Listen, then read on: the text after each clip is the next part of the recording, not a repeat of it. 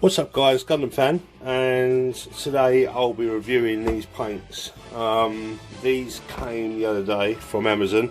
I think they're from the Netherlands, pretty sure. Yep, Netherlands.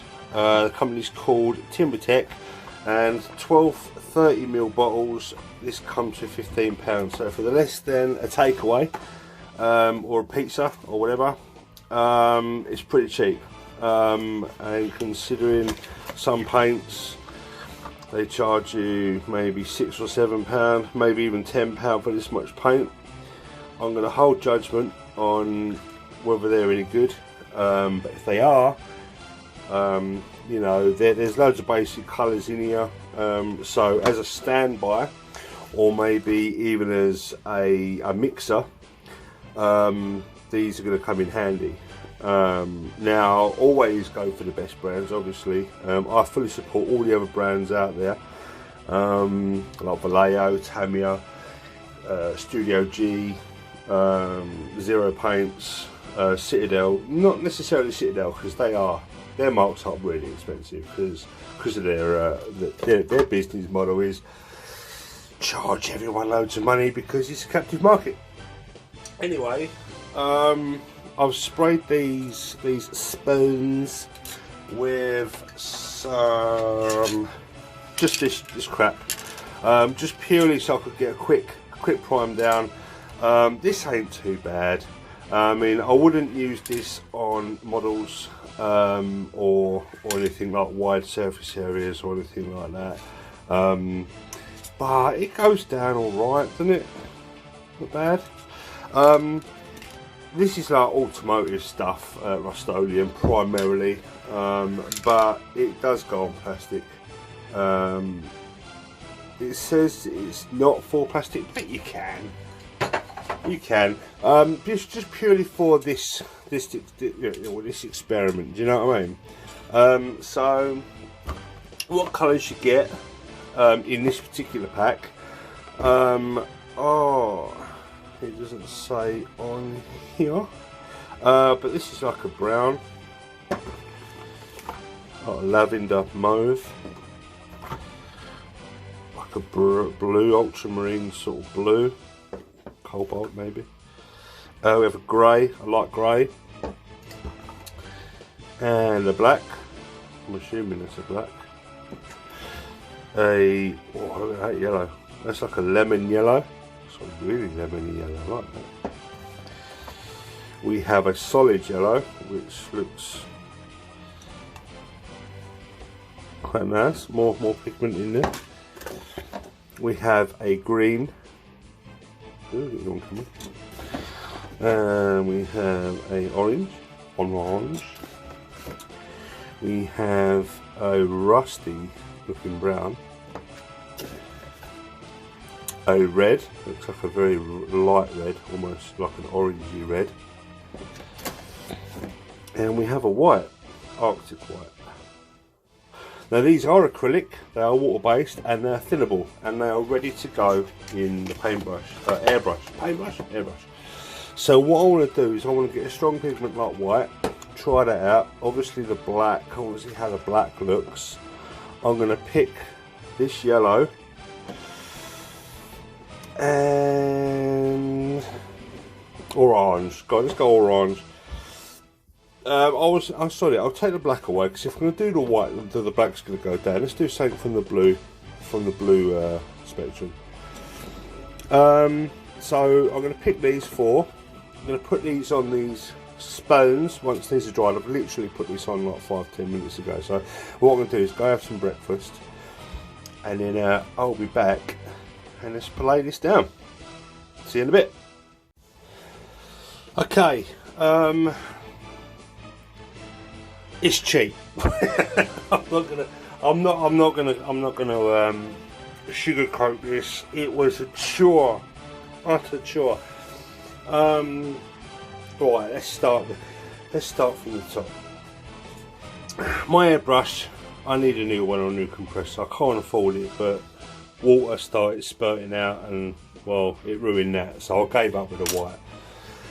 I then did my best to like dry out the air, you know, the compressor and the airline and stuff, and I did some orange. All these were sprayed with the grey matte, so it's going to affect the top coat, so to speak. So if I was to use like a white gloss or a black gloss or a chrome, it's all going to affect this because it's quite thin paint. Quite like how you would like treat a Tamiya clear, for example, over a silver. You do loads and loads of thin coats to build it up and get the colour that you want. But it's really bright and vibrant in the bottle, but on a matte grey, doesn't like it at all. Sorry. So I say it doesn't like it. I mean, it's just giving it the matte. I mean, it looks nice. Don't get me wrong, it looks nice. So with a matte finish or a gloss coat over the top, especially with some pre-shaded underneath, might be all right because it's like I say, it's thin. You layer it up. You get some paints that go on really thick, and that's it. You got to deal with it. You've got no real control over building it. Oh, well, I suppose you can lower PSI, set the trigger so only a little bit of paint comes out. I mean, you know, so you've got, I think, even though it's cheap paint, I think you've got to know what you're doing with it. It's a paint where I don't think it should be for beginners. Other paints like Vallejo Model Air and stuff like that, they're more forgiving. Whereas these, I think, because it takes a lot of light coats to build up the paint, more can go wrong, I suppose. I'm not sure. Could be talking out my arse, but at the end of the day, if I'd put this down on a gloss black, it might have looked different. Might have acted different, and well, it might certainly look different. The yellow, I knocked it with the blue spoon, so there's a gouge out of it. Got some hair in it. I'm in a shed. This ain't a controlled environment. I wish I was a professional, but unfortunately I can't afford to be. But the yellow, again, it just needs to dry. I did do a light dust coat first and then a couple of wet coats. So this could probably do with another couple of coats on top, but again, it is what it is. It's a really thin, this is that lemony yellow. It's really thin. So you got to put a dust coat down first, otherwise if you go full wet, it's just going to run everywhere. So you put like a dry, what am I on about? I'm not awake, I really ain't. I'm in the stages of a half in and out of a food coma because I just had an epic breakfast. But yeah, if you do a dust coat and let that sort of dry, and then you put the paint over the top of that, it sort of stops the paint from running. Well, at least that's what I do. But unfortunately, the white, I started putting the wet coat down, and the water just come out everywhere. Now, in terms of cleaning, because it's water based, you think, oh, I'll just use some water. It dries really quickly, especially on the tip of the needle. There's that to contend with. So you've got to continuously clean the needle. Whereas other paints are a little bit, like I say, more forgiving. They stay wet, and you know they flow a little bit better. So I don't know whether I'm putting in a bit of flow improver in this. Even though it's wet, it still dries pretty quick. So maybe put some flow improver in there. In terms of cleaning, I tried this ultimate cleaner, which normally does everything. This is really good for Vallejo, but then I tried the Vallejo stuff and it works really well, because normal water through the tap, in my cup, let's get it all out, see if I can get it out, come on in the cup it had like a residue around the edge, so cleaning it was more of a chore than say Vallejo. Now Vallejo is my favourite paint, I use it all the time for everything. I just can't afford to spend £17–18 on packs of 5 or £6 for this bottle of paint, when I can get all this for £14. So it's a bit of a trade-off.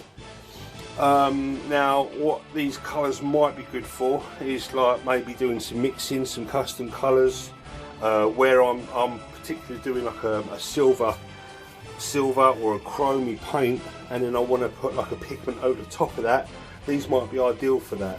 But I certainly wouldn't want to use these as a base colour. But then if I do some black gloss spoons or white gloss spoons or some silver spoons, and then put this over the top to see how it reacts to that, I might then use it as a base colour. But like this purple, for example, it looks really nice. But there you go.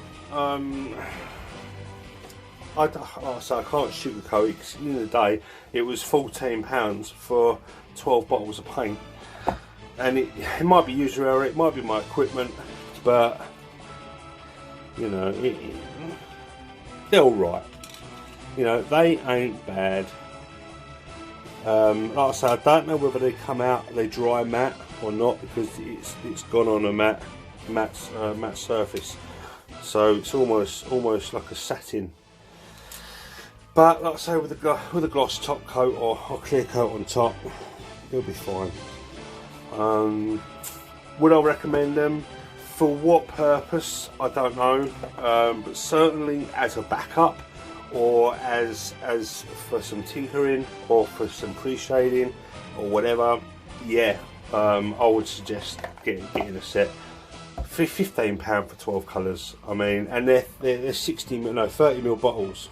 So you're getting a fair amount of paint for your money. It's not top end stuff, it's not the best stuff, but if you can, you know, if you're on a budget like I am, like, well, I don't even have a budget, but you know, when you've got no money, that's all you can do. Anyway, I'm going to leave it there, guys. I'm going to go and collapse because I'm full of English breakfast test. Okay, thanks for watching. If you like the video, if you got this far, thank you very much. Really appreciate it. Please like, subscribe, share, all that good stuff, and I'll see you in the next one.